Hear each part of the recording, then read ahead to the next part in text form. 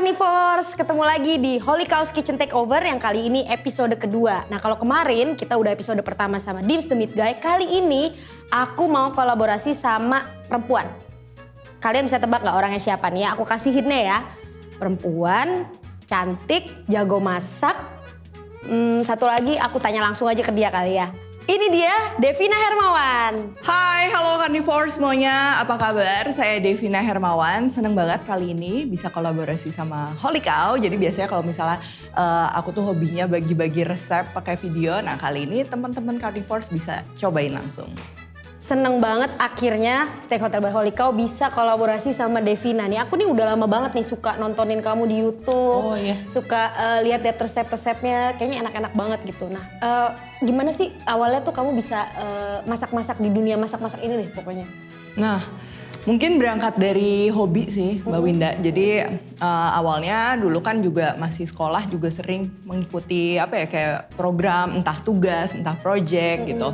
Ujung-ujungnya tuh pasti aku tuh berakhirnya di dapur gitu sama yang bersentuhan sama makanan gitu. Nah dari situ juga pasti ada latihan masak juga gitu kan. Sempat bikin private dining juga. Terus akhirnya akhirnya bikin YouTube itu juga mulai sekarang kan pas juga nih banyak yang nge-YouTube coba aja gitu bikin juga YouTube tapi emang resep masakan. Terus ternyata followersnya langsung bejibun ya banyak.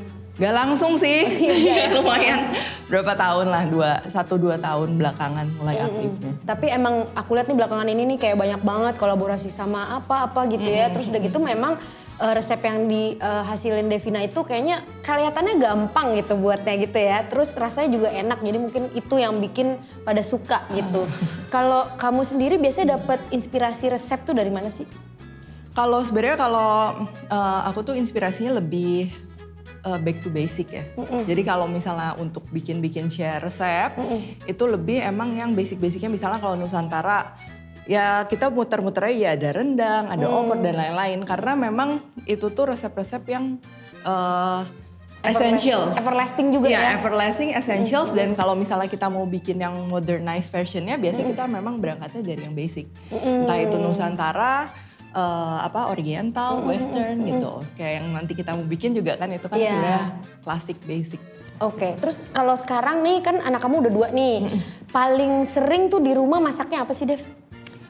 Wah kalau untuk anak-anak sih mereka sukanya itu-itu aja ya kadang tumisan gitu kan. Kalau enggak menu kayak anak kecil ya? Menu anak kecil tuh jadi dia tuh rasanya gurihnya dapet tapi bukan yang terlalu menusuk gitu aromatnya. Kalau anak-anakku kebetulan sukanya kayak gitu. Jadi paling simple, bagus juga ya jadinya. Jadi mudah ya? Simple, jadi mudah gitu. Bener-bener. Ya kadang goreng-goreng juga suka, kalau enggak tumis-tumis, di steam, kecap asin apa jadi lebih yang simple. Kalau kamu sendiri paling suka masakan apa? Makanan apa? Wah kalau itu sih sambal. Sama banget, sama ya.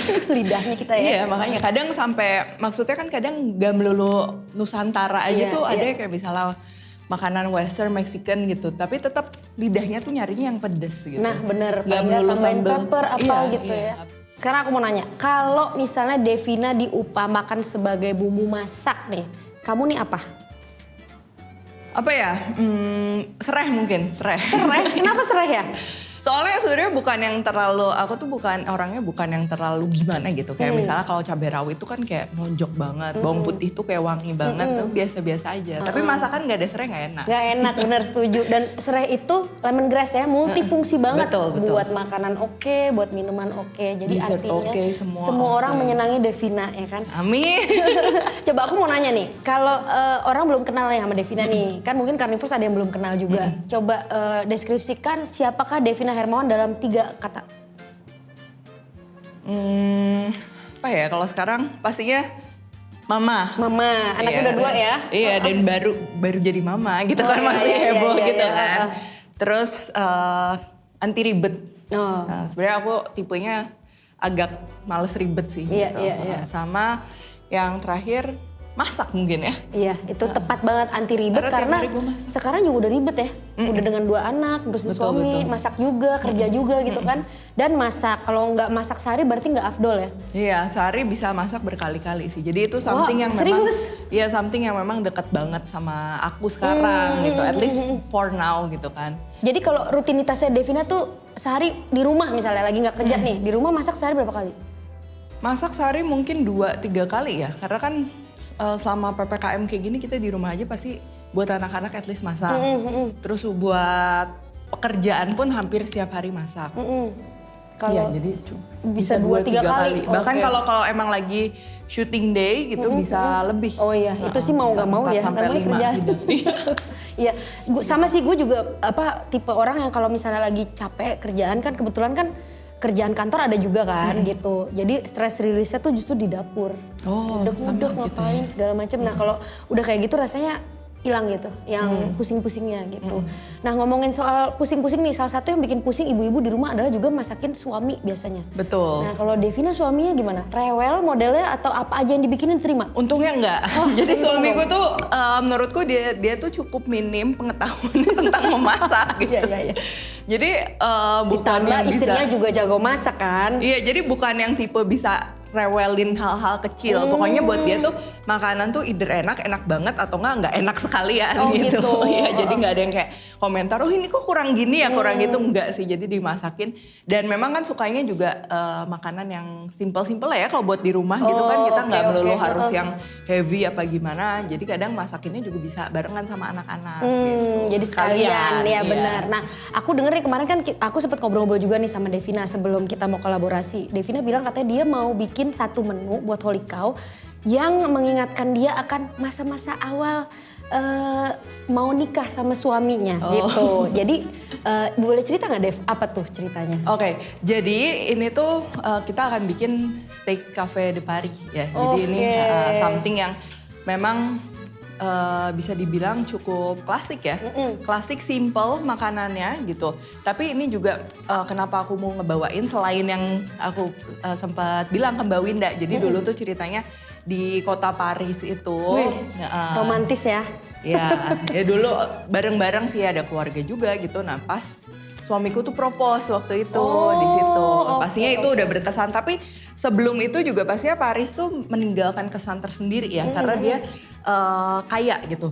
Si suasana kotanya tuh kaya akan misalnya bangunan arsitektur yang artistik, terus juga musik-musiknya ciri khas banget, sampai makanannya juga. Nah jadi si hidangan ini juga kan belum terlalu umum, belum terlalu familiar. Jadi kalau misal kita bisa ngebawain ke Holy Cow tuh kayaknya seru banget ya, kita ngobrol gitu. Kebetulan Mbak Winda juga suka banget nih sama suaminya gitu. Jadi kok cocok gitu ya. Udah jadi kita hidangkan itu.